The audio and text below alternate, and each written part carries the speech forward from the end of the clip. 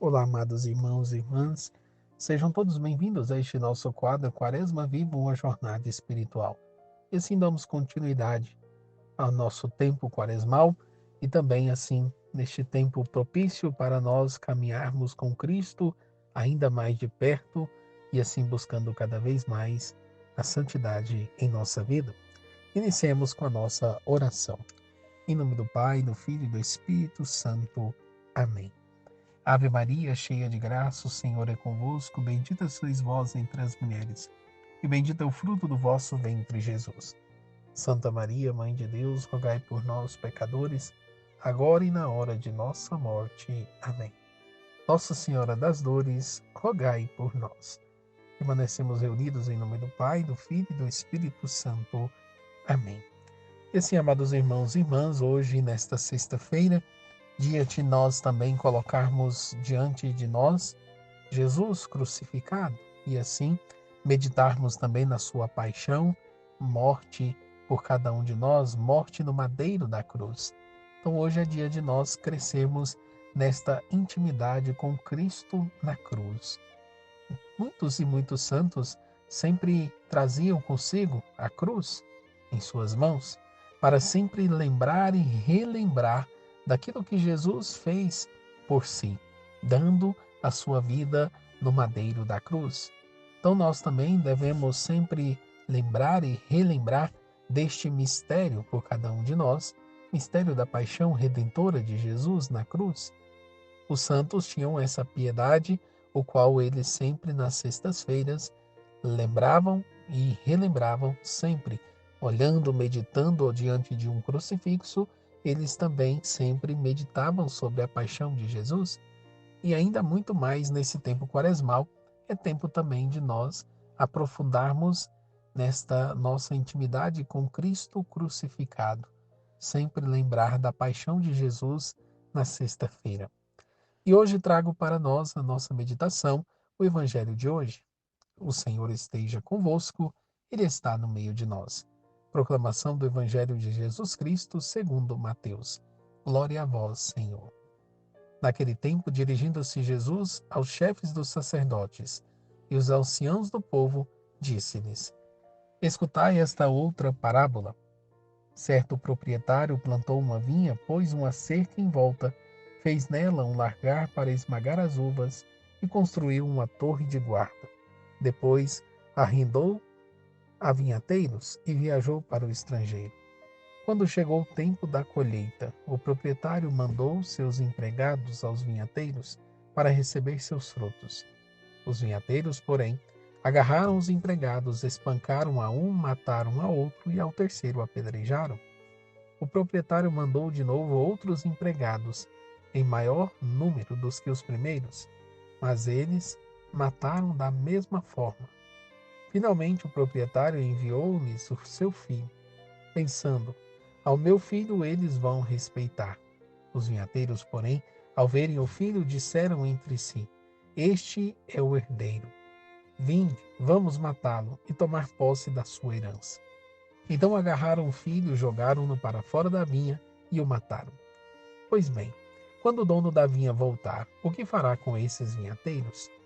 Os sumos sacerdotes e os anciãos do povo responderam: Com certeza mandará matar de modo violento esses perversos e arrendará a vinha a outros vinhateiros, que lhes entregarão os frutos no tempo certo. Então Jesus lhes disse: Vós nunca leis nas Escrituras: a pedra que os construtores rejeitaram tornou-se a pedra angular. Isto foi feito pelo Senhor e é maravilhoso aos nossos olhos. Por isso eu vos digo: o reino de Deus será tirado e será entregue a um povo que produzirá frutos.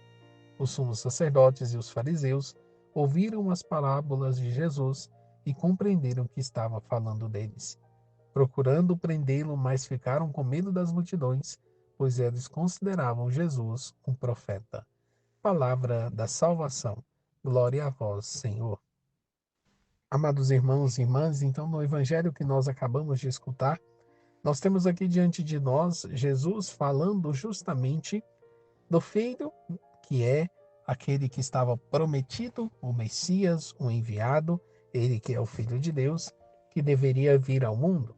Então aqui nós temos falando desta vinha, o qual aquele produtor plantou a vinha, arrendou para os vinhateiros e eles ali então tinham que depois dar os seus frutos ao dono da vinha.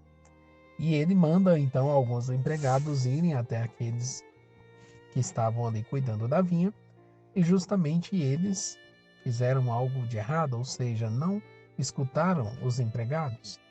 Mataram a um, apedrejaram a outro e assim por diante, e espancaram o outro. E depois o dono da vinha manda então outros, mas até que ele manda o seu próprio filho. Aqui já é, de fato, Jesus falando aquilo que Deus também fez com o povo de Deus, o povo escolhido.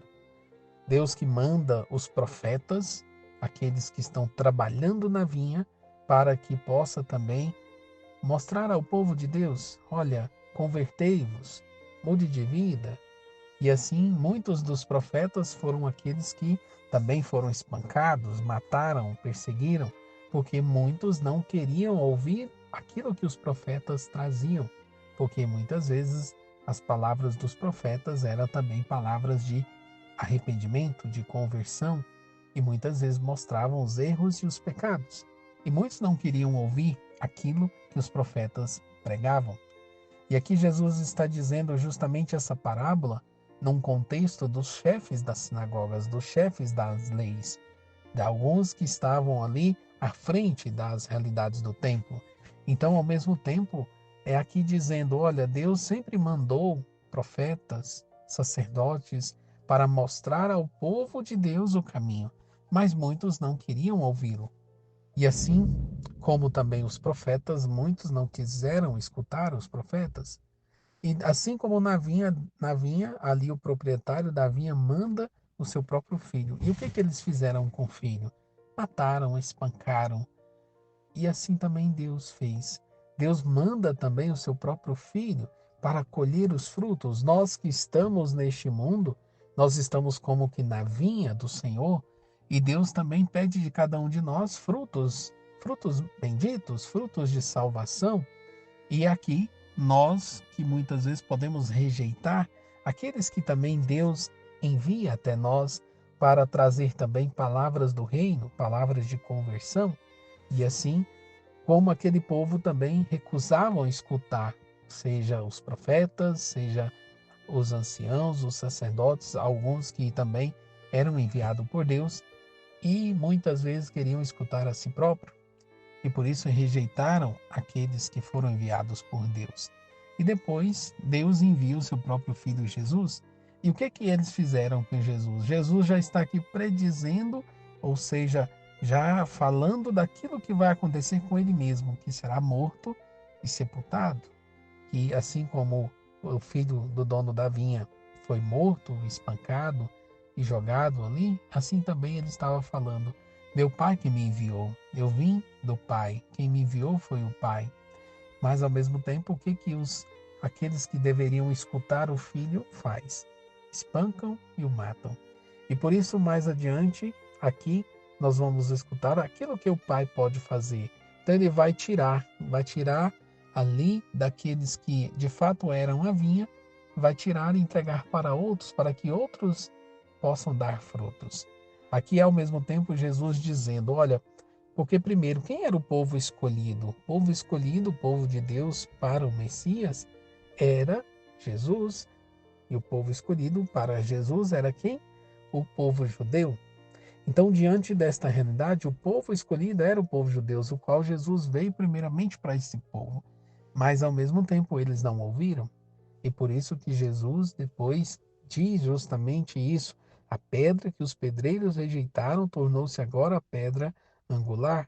Ou seja, eles rejeitaram o Filho de Deus. E por isso agora o Filho de Deus não está mais simplesmente aquele povo escolhido, porque o dono da vinha tira então deste povo que foi escolhido para cuidar da vinha do Senhor, do reino de Deus neste mundo, e entrega agora a toda a humanidade. Já não é mais simplesmente para eles, mas agora é para todos. Então, primeiramente, Deus veio, Deus aqui tinha o seu povo escolhido. Mas conforme o povo escolhido não escutaram, não quiseram escutar nem os profetas e nem o seu filho, Deus então tira a vinha deles e entrega para toda a humanidade. Assim, Jesus veio primeiramente para o povo escolhido, mas o povo que não escolheu o rejeitaram. Então, Jesus se tornou essa pedra angular que os pedreiros rejeitaram, e assim se tornou aquela pedra que, por meio dela, deu para todos nós a salvação, por meio de Jesus Cristo, Senhor nosso. Então, devemos hoje analisar justamente o seguinte: olhando e meditando este Evangelho, que nós possamos também parar e refletir. Muitas vezes podemos nós também cairmos nesta tentação de não acolher o Senhor que vem, ou até mesmo não acolher os profetas que Deus manda até nós para anunciar o reino. E aí nós possamos refletir justamente isso na nossa vida. Quantas vezes Deus falou por meio de pessoas, de situações, e eu também não escutei e quis rejeitar o Senhor?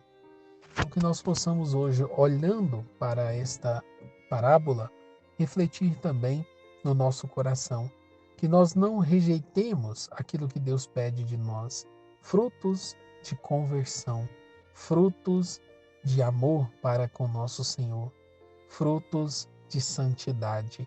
E se nós não estamos dando frutos para o Senhor, que é tempo ainda de nós recomeçarmos a vinha do nosso coração e passarmos cuidar para que esta vinha agora, a partir de agora em diante, dê frutos para Deus.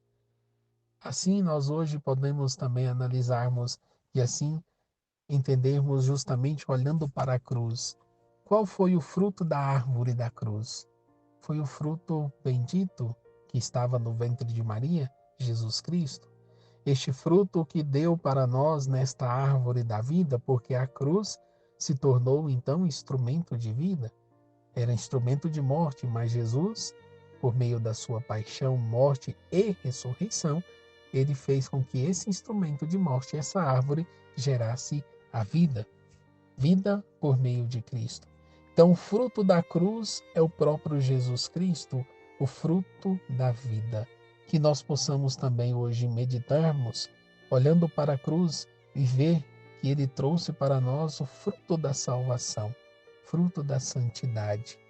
E por isso que nós possamos, olhando para a cruz também, pedirmos essa graça, Senhor, que o meu coração dê frutos de santidade, frutos também de compaixão, mas muito mais ainda, frutos de conversão.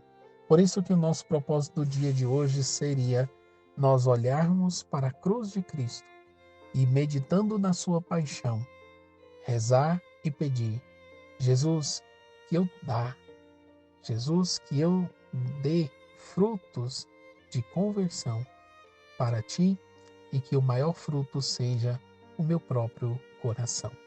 Que assim seja. Deus seja louvado em todas as coisas e nós possamos assim continuar o nosso caminho com Cristo. Desça sobre vós e permaneça para sempre a bênção do Deus Todo-Poderoso, Pai, Filho e Espírito Santo. Amém.